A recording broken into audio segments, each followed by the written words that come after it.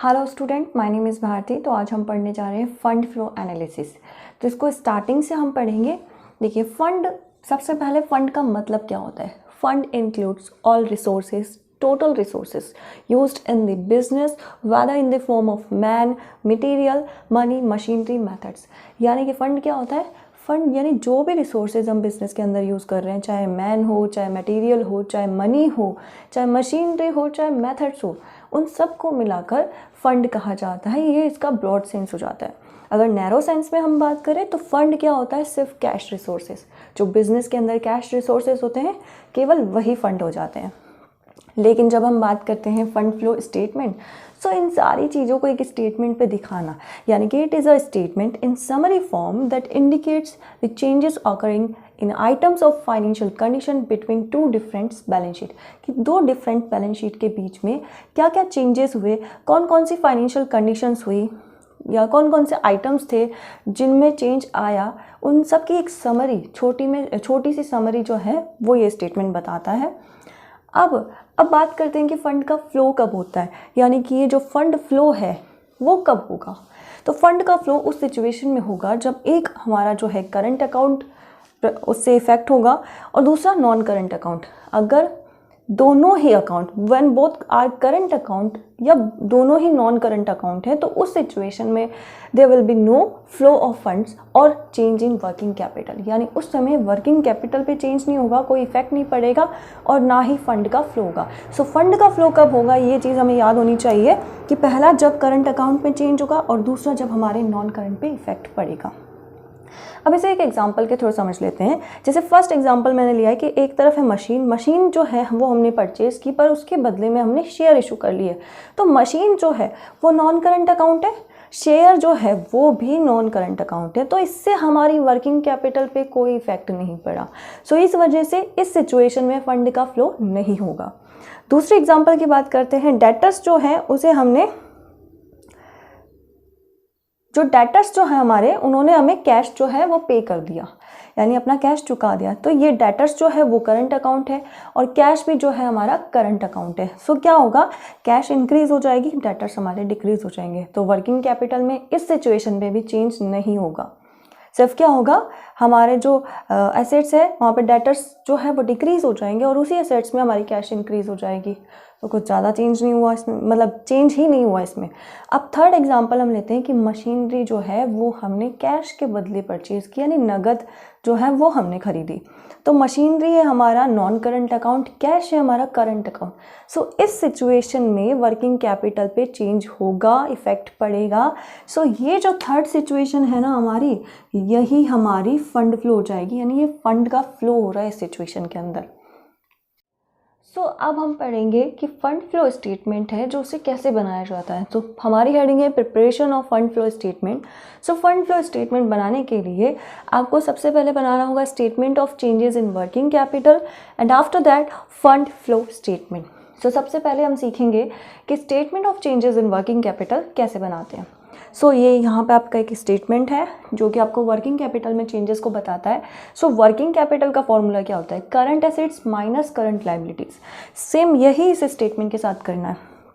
तो पहले देखते हैं इसका परफॉर्मा कैसे बनता है।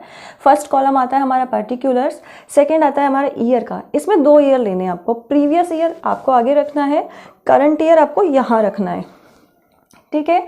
उसके बाद 2 कॉलम आपको वर्किंग कैपिटल के बनाने हैं, जिसमें इंक्रीज और एक हो जाएगा डिक्रीज का कॉलम। तो वर्किंग कैपिटल जब इंक्रीज होगी तो उसे हम यहाँ लिखेंगे, जब डिक्रीज होगी तो उसे हम वहाँ लिखेंगे। सो अब मेरा एक क्वेश्चन है कि वर्किंग कैपिटल इंक्रीज कब होगी। जब आपकी करंट एसेट्स इंक्रीज होगी तो आपकी वर्किंग कैपिटल इंक्रीज होगी, लेकिन जब आपकी करंट लायबिलिटीज इंक्रीज होगी तो अब आपकी वर्किंग कैपिटल डिक्रीज होगी। सो इसको आप अच्छे से याद रख लेना। अब करंट एसेट्स जो है वो सबसे पहले हमने यहाँ ले ली, दोनों साल की करंट एसेट्स हम यहाँ लिखेंगे। अब करंट एसेट्स अगर प्रीवियस ईयर मान लीजिए जो हमारा है, जो डेटर्स है, ठीक है, डेटर्स हमारे यहाँ 2000 के थे, यहाँ 4000 के हो गए, इंक्रीज हुए ना, तो इंक्रीज में यहाँ आ जाएगा 2000, ठीक है। अब हमारा जैसे मान लीजिए कुछ और हो गया, प्रीपेड एक्सपेंसेस थे, प्रीपेड एक्सपेंसेस इस साल प्रीवियस ईयर थे हमारे 4000, इस साल हमारे हैं 3000। सो ये क्या हो गए, डिक्रीज़ हो गए। ये डिक्रीज़ हो गए तो ये डिक्रीज़ कहाँ पे आ जाएगा, क्योंकि करंट एसेट्स डिक्रीज़ होगी तो वर्किंग कैपिटल भी डिक्रीज़ होगी। ओके, तो अब आते हैं यहाँ पे टोटल कर लेंगे करंट एसेट्स का। सिर्फ टोटल का जो कॉलम है वो यहाँ तक ही बनाना, इससे ज़्यादा मत बनाना। अब आते हैं हम करंट लाइबिलिटीज़ पे। अब करंट लाइबिलिटीज़ में जैसे हमने ले लिया क्रेडिटर्स। सो क्रेडिटर्स हमारे यहाँ पे थे 10,000 के, यहाँ हो गए 12,000 के। इंक्रीज़ हो रहा है, लाइबिलिटीज़ इंक्रीज़ होती है तो वर्किंग कैपिटल हमारी डिक्रीज़ होती है। तो ये इंक्रीज़ हो रहा है, 10 से 12 हो रहा है, तो ये 2,000 हमारे कहाँ आ जाएंगे, डिक्रीज़ में। ठीक है, उसके बाद अगर क्रेडिटर्स के बाद हम ले लेते हैं आउटस्टैंडिंग एक्सपेंसेस, जो कि यहाँ पे थे 9,000 के और यहाँ पे हो गए हमारे 8,000। सो यहाँ पे क्या हो रहा है, ये डिक्रीज़ हो रही है, ये डिक्रीज़ हो रही है, करंट लाइबिलिटीज़ डिक्रीज़ हो रही है, मतलब कि हमारी वर्किंग कैपिटल इंक्रीज़ हो जाएगी। तो ये 1,000 हम इंक्रीज़ में लिखेंगे। तो ये समझ में आ गया। अब इस एग्जांपल को ही कर लेते हैं हम। यहाँ पे कितने हो जाएंगे, 6,000 हो जाएंगे हमारे, ये हो जाएंगे 7,000, ये हो जाएंगे हमारे 19,000 और ये हो जाएंगे हमारे 20,000। इस तरह से हमें दोनों की टोटल लिखनी है। लास्ट में ये जो नेट वर्किंग कैपिटल है, यहाँ पर जो टोटल है वो चारों की आएगी। ये मैंने टोटल करने के बाद मान लीजिए ये हमारे इस साल जो है वर्किंग कैपिटल 20,000 आई और इस साल की आई 40,000। तो देखो यहाँ पे 20 से 40 हो रही है, यानी कि इंक्रीज़ हुआ है। कितने का इंक्रीज़ हुआ है, ये हमें दोनों तरफ की टोटल करनी है, जैसे हम अकाउंट्स के अंदर करते हैं टोटल इक्वल करके। तो इंक्रीज़ कितने की हुई है, 20,000। तो इंक्रीज़ का बैलेंस यहाँ लिख के यहाँ पे हम लिख देंगे इंक्रीज़ इन वर्किंग कैपिटल। अब मान लीजिए 40 यहाँ होती, 20 यहाँ होती, तो डिक्रीज़ होता, तो डिक्रीज़ के अमाउंट यहाँ लिख के यहाँ हमारा आता डिक्रीज़ इन वर्किंग कैपिटल। सेम ऐसे ही जो टोटल आएंगे ना, यहाँ पे टोटल अलग आएंगे, यहाँ जो टोटल आएंगे उन दोनों की टोटल यहाँ करने के बाद जहाँ का बैलेंस कम होगा जिस जगह का, वहाँ पर उस टोटल को लिखना है। ठीक है, अब हम बना रहे हैं fund flow statement. Fund flow statement का ये रहा परफॉर्मा। एक तरफ हो जाएगा हमारे सोर्सेज और दूसरी तरफ हो जाएगा एप्लीकेशंस एंड यूजेस। अब देखिए, इसको सिंपल से एक ट्रिक याद रख लो। पैसा जहाँ से आया वो हमारा हो जाएगा सोर्स, जहाँ हमारा पैसा गया वो हमारे हो जाएंगे यूजेस या एप्लीकेशंस। ठीक है, तो अब आ जाते हैं, सबसे पहले हमें क्या लेना है, फंड्स फ्रॉम ऑपरेशन। अगर कोई भी ऑपरेटिंग प्रॉफिट है तो वो सबसे पहले आएगा, कोई ऑपरेटिंग लॉस है तो वो सबसे पहले आएगा। प्रॉफिट है तो सोर्सेज में, लॉस है तो एप्लीकेशन में। फिर अगर हमने कोई शेयर्स इशू किए हैं, डिबेंचर इशू किए हैं, तो इशू करने के बदले में हमें उससे पैसे मिलते हैं, तो इशू किया है तो वो कहाँ पे आएगा, हमारा सोर्सेज में। और अगर हमने रिडेम्पशन किया है तो पैसे हमारे जाएंगे, तो वो हमारा आ जाएगा रिडेम्पशन मतलब यूजेस में। फिर अगर कोई हमने इन्वेस्टमेंट सेल किया है, कोई इन्वेस्टमेंट सेल किया है, तो सेल करने के बदले हमारे पास पैसे आते हैं, तो वो हमारा आ जाएगा सोर्सेज में। और अगर कोई इन्वेस्टमेंट हमने खरीदे हैं तो खरीदने पर पैसे जाते हैं, तो वो हमारे यूजेस में चला जाएगा। फिर कोई एसेट्स अगर हमने बेची है तो बेचने पर पैसे आते हैं, तो सोर्सेज, खरीदी है तो यूजेस। अगर कोई लोन हमने उठाया है तो पैसे आएंगे तो सोर्सेज, और अगर हमने लोन का पेमेंट किया है तो पैसे जाएंगे तो यूजेस। कोई नॉन ट्रेडिंग रिसिप्ट्स अगर हमें मिली है, नॉन ट्रेडिंग रिसिप्ट मतलब ट्रेड से रिलेटेड नहीं, कुछ अदर अगर हमें रिसिप्ट्स मिली है तो वो आएगी हमारी सोर्सेज। कोई अगर हमने अदर कुछ पेमेंट किया है तो वो हमारे हो जाएगी यूजेस, जैसे ड्राइंग्स वगैरह। ठीक है, अब लास्ट में हमारा जो इंक्रीज और डिक्रीज वर्किंग कैपिटल हमने निकाला था, देखिए अगर डिक्रीज है तो वो हमारा सोर्सेज हो जाएगा, और अगर हमारी वर्किंग कैपिटल प्रीवियस ईयर से इस साल इंक्रीज हुई है तो वो हमारा यूजेज हो जाएगा। सो यही सिंपल सा जो है परफॉर्मा है फंड फ्लो स्टेटमेंट का। लेकिन इसमें जो है ना हमारे ये fund from operation, fund from loss, इसके लिए भी आपको एक वर्किंग नोट बनाना पड़ता है और एक अकाउंट बना के जो है आपको ऑपरेटिंग प्रॉफिट जो है वो कैलकुलेट करना पड़ते हैं। तो अब हम सीख रहे हैं कि एडजस्टमेंट P&L। अच्छा, आप लोगों को पता हो तो हमने जब फंड फ्लो स्टेटमेंट बनाया था तो उसमें फंड्स फ्रॉम ऑपरेशन प्रॉफिट और फंड्स फ्रॉम ऑपरेशन जो लॉस था हमारा, ऑपरेटिंग लॉस और ऑपरेटिंग जो प्रॉफिट हम उसमें लिख रहे थे, वो एक्चुअली हमें दिया हुआ नहीं होगा, वो हमें कैलकुलेट करना पड़ेगा। कैसे? वर्किंग नोट बनाकर। तो ये वर्किंग नोट नंबर फर्स्ट हमारा बन जाएगा एडजस्टेड P&L अकाउंट। इसको आप स्टेटमेंट बनाकर भी कर सकते हैं, ठीक है, बट अकाउंट बनाते हैं तो ज़्यादा ईजी रहता है। तो चलिए स्टार्ट करते हैं। पर्टिकुलर अमाउंट, ये 4 कॉलम हो गए हमारे। ओपनिंग बैलेंस कहाँ लिखा जाएगा? CR साइड में बाय बैलेंस BD करके सबसे पहले ओपनिंग बैलेंस। ये जो ओपनिंग बैलेंस है ये किसका होगा, जो आपको बैलेंस शीट में स्टेटमेंट ऑफ P&L अकाउंट का जो बैलेंस दे रखे होंगे ना प्रीवियस ईयर और नेक्स्ट ईयर के, तो प्रीवियस ईयर का ओपनिंग बैलेंस हो जाएगा वो यहाँ आ जाएगा और क्लोजिंग बैलेंस हमारा कहाँ आ जाएगा, यहाँ पे आ जाएगा।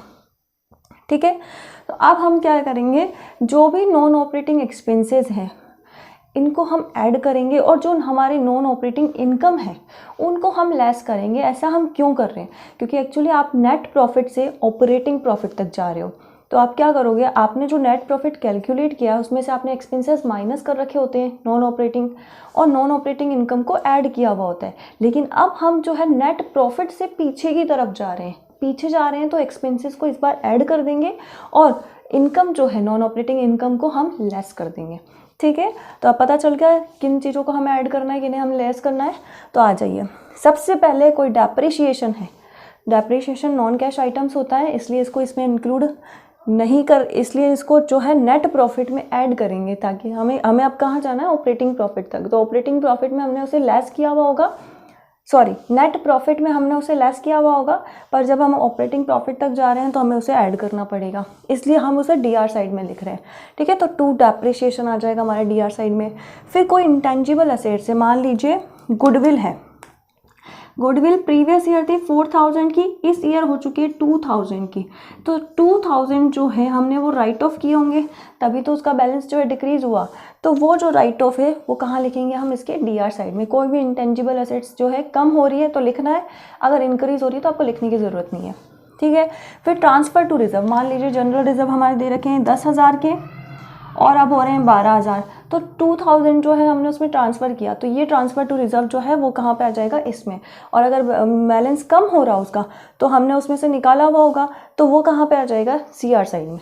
ठीक है, फिर discount on issue of shares of debenture, कोई डिस्काउंट है जो इशू करते समय हमने लिया है तो वो हम कहाँ लिखेंगे, इसके DR साइड में। कोई लॉस हुआ है हमने कोई फिक्स एसेट सेल की है, उस पर जो लॉस हुआ है वो कहाँ आ जाएगा, इसमें, क्योंकि वो भी नॉन ऑपरेटिंग क्या हो गया, एक्सपेंसेस ही हो गया हमारा, नॉन ऑपरेटिंग आइटम ही हो गया वो, इसलिए उसको DR साइड में लिख रहे हैं। इतनी सारी चीज़ें लिख दी। अच्छा, अब ये जो क्लोजिंग बैलेंस है वो सबसे नीचे नीचे लिख देना। ओपनिंग और क्लोजिंग लिखने के बाद ये सारा कर लिया हमने। अब आते हैं कि CR साइड में हमें क्या लिखना है। इंटरेस्ट अगर हमें कोई रिसीव्ड हुआ है तो वो CR साइड में लिखेंगे। Profit on sale of fixed assets, अगर हमें प्रॉफिट हुआ है फिक्स्ड एसेट्स को सेल करने पे तो वो भी हमारा CR साइड में आएगा। अदर आइटम्स जैसे नॉन ऑपरेटिंग इनकम, कोई नॉन ऑपरेटिंग इनकम हमें हो चुकी है वो भी हमारे CR साइड में आ जाएगा। ऐसा करने के बाद बैलेंस जहाँ का होगा, ठीक है, अगर हमारा बैलेंसिंग फिगर से यहाँ पे आ रहा है तो यहाँ हमारा लॉस होगा, और अगर यहाँ पे हमारा बैलेंसिंग फिगर आ रहा है तो यहाँ पे हमारा प्रॉफिट होगा। फिर उसे फंड फ्लो स्टेटमेंट में हम लिखेंगे। ये सारा काम हमें एक वर्किंग नोट बनाते हुए करना है।